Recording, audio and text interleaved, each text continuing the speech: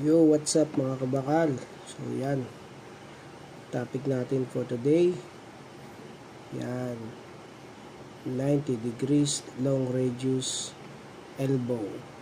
So paano nga ba kinukuha yung take-off from base to center ng ating elbow? Yan. So, bago natin simulan at i-share ang detalye na ito, follow nyo naman ako at subscribe na kayo sa aking YouTube channel, Kabakal Edward TV. Yun. Pakishare na rin ang mga video na ating mga pinopost para sa lahat ng ating mga kabakal. So, yun. So, dito, kung paano natin malalaman yung kanyang take-off, is dapat natin munang malaman yung nominal pipe size. Ano ba sukat yung diameter nominal pipe size ng ating elbow? Example, kailangan ninyo malaman ang take-off ng ating 6 inches elbow. So, gamit ang ating 5 Peter Blue Book. Yan. 5 Peter Blue Book.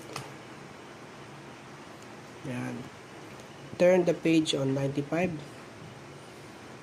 Kung 6 inches ang kailangan ninyo nominal pipe size, yan, hanapin nyo lang yung letter A. Yan, letter A. 6 inches, letter A, hanapin ninyo, yun. Letter A. So, meron na agad 9 inches. No?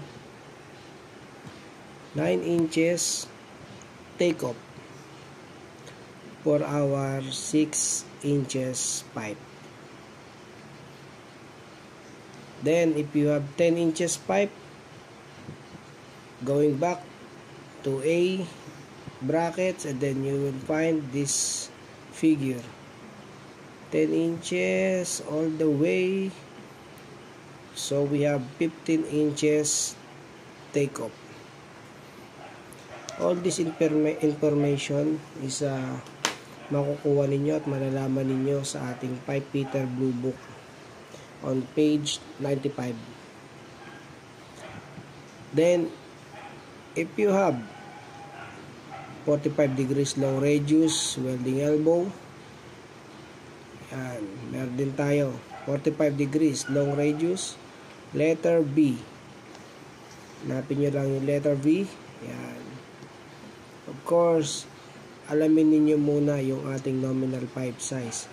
If you have 6 inches, 45 degrees long radius elbow, 9 inches will be the take-off. So, yun. Nandyan lahat yan mga kabakal, no? This is a short video to find out at kung paano ninyo malalaman yung ating take-off by means of 5 Peter Blue Book on page 95. So, lahat ng details nandyan na mga kabakal.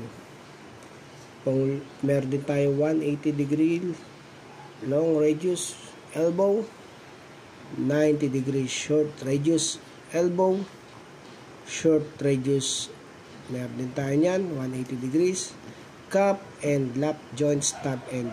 So, lahat ng information na yan is matatagpuan sa ating general dimension for welding fittings on page 95 and 96. 5 Peter Blue Book. Alright mga kabakal, Kabakal Edward. Brrrt. So yan, sana po kayo po ay mag-subscribe, mag-follow sa aking channel para sa mas marami pa pong information na makukuha all about pipings dito sa ating YouTube channel, Kabakal Edward TV. Brrrt! Follow, subscribe, and share nyo mga kabakal. Salamat!